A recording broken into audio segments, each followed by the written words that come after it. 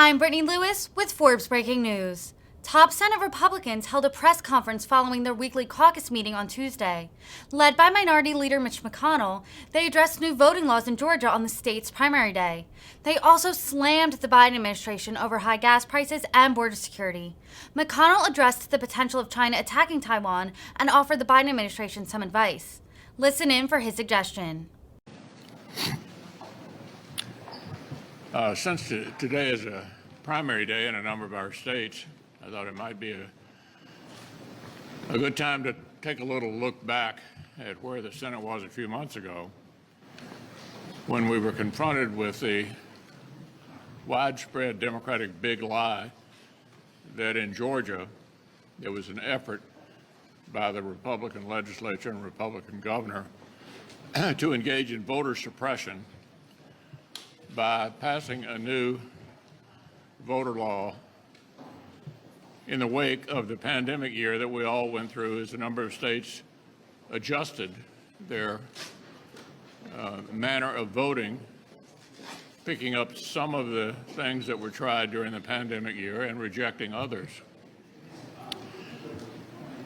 The Democrats almost broke the Senate over this issue, came within 2 votes of getting rid of the filibuster over this issue. Well, early indications are we have record turnouts in Georgia. Record turnouts. The indications are that at least the early voting part of the new Georgia law, more people are turning out than did in the presidential primary, and dramatically more have turned out than in the 2018 primary, which would be apples and apples, 18 to 22. This conclusively proves so far that there's no effort in Georgia to suppress the vote.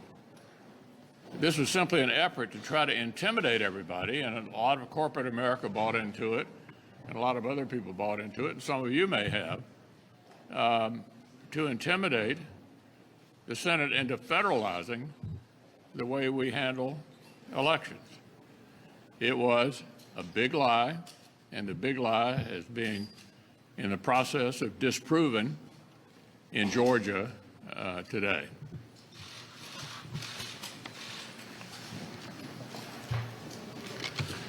Well, once again today, Americans are paying the highest price for gasoline than ever before.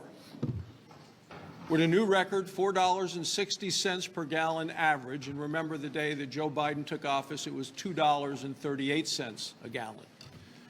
It's over $4 a gallon in all 50 states.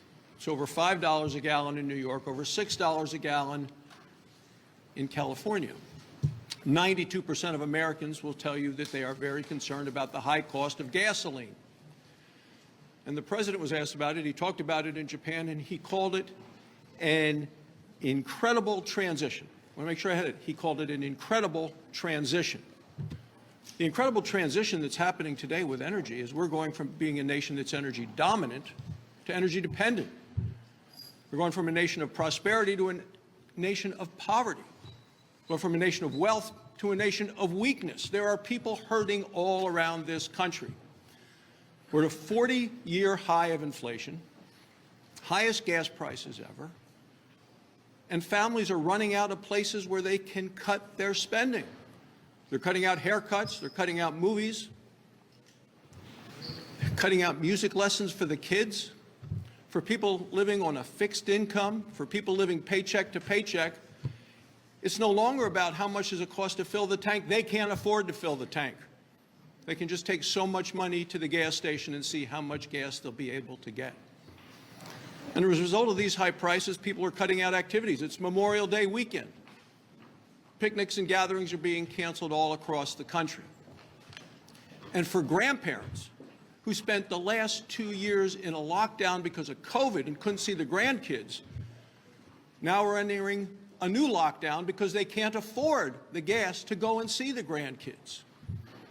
So that is the incredible transition of Joe Biden, who seems to be quite unconcerned about the high cost. He's basically saying take your medicine.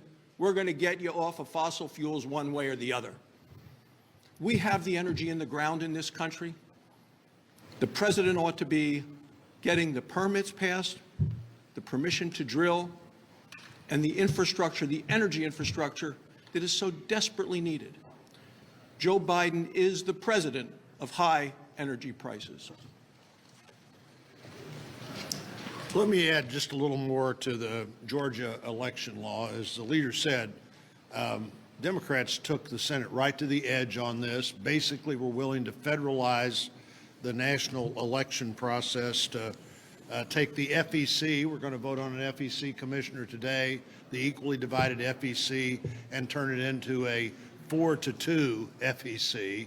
There's a reason there are 3 Democrats and 3 Republicans on the FEC. I'm a Republican, but I'm voting for the Democrat today because there should be 3 Democrats on the FEC, just like there should be 3 Republicans.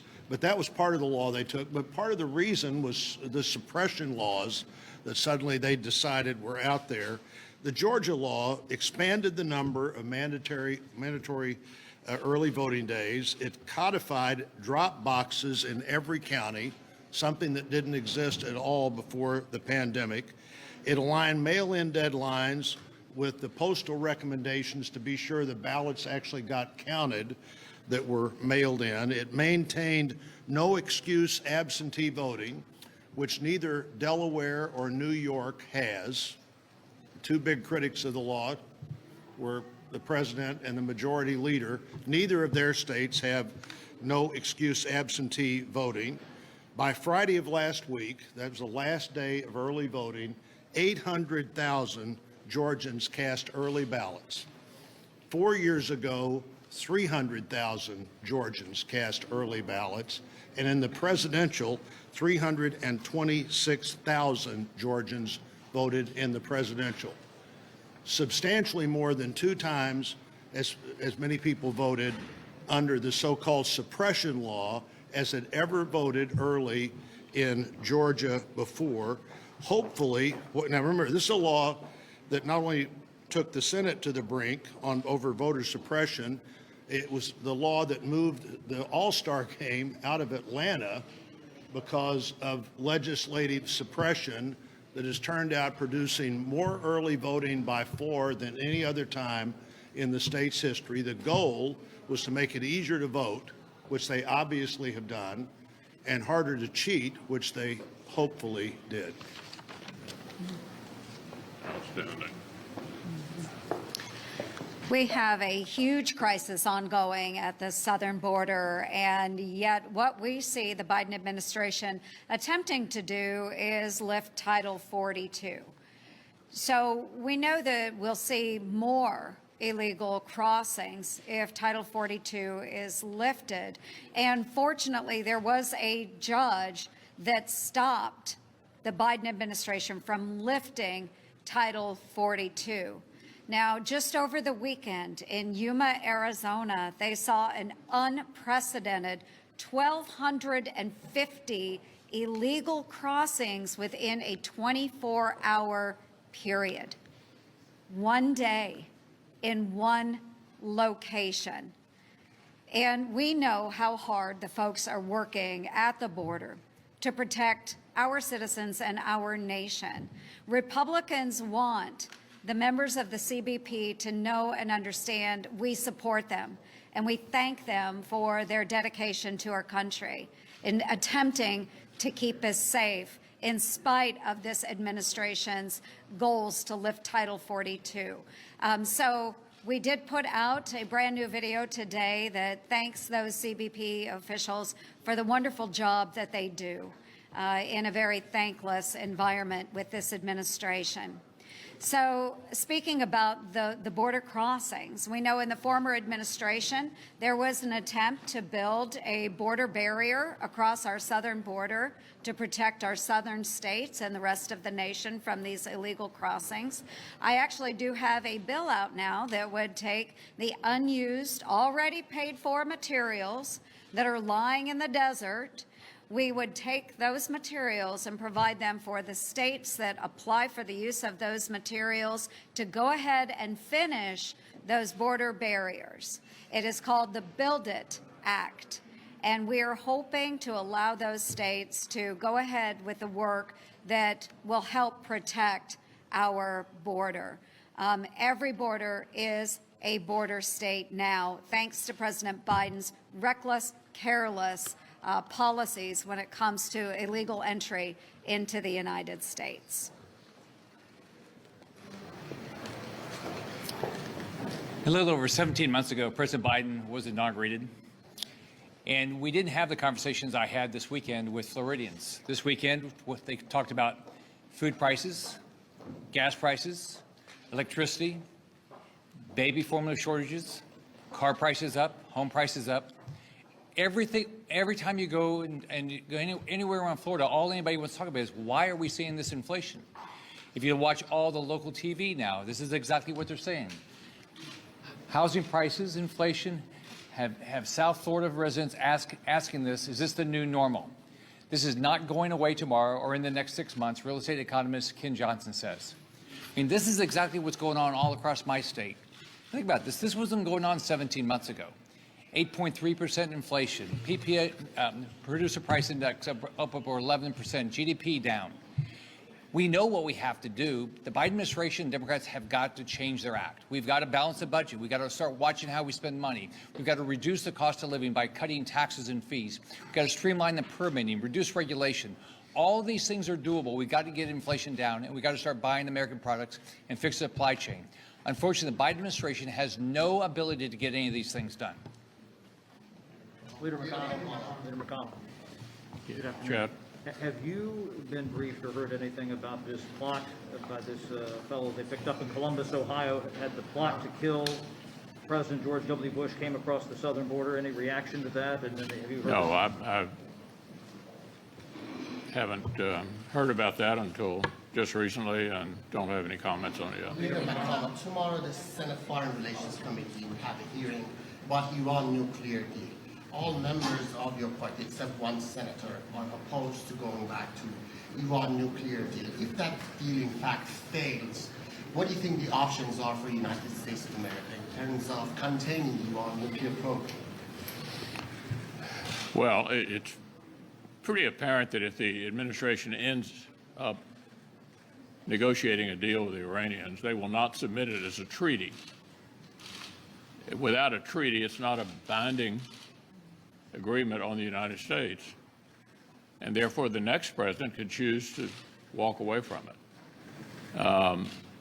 I think I'm pretty safe in saying our allies in the Middle East, the Israelis, the Sunni Arab countries that are allied with us, are deeply disturbed that this agreement might come together, because they're pretty sure it will not have anything to do with Iran's malign activities, their collateral activities, which promote and encourage terrorism throughout the Middle East. So I'm skeptical about whether this agreement would be in the best interest of America. We'll have to see whether they submit it.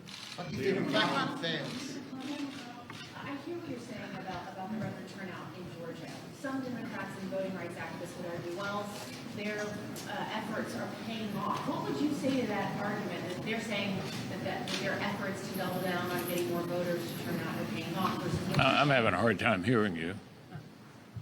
What would you say? Some Democrats and some voting rights activists say that it's their efforts that are paying off that are causing the record turnout in Georgia. What would you say to that argument? Well, I think it's been disproven. There's no effort anywhere in America, in any state in America, to suppress voting. But, as Senator Blunt pointed out, it's also important to make it not easy to cheat.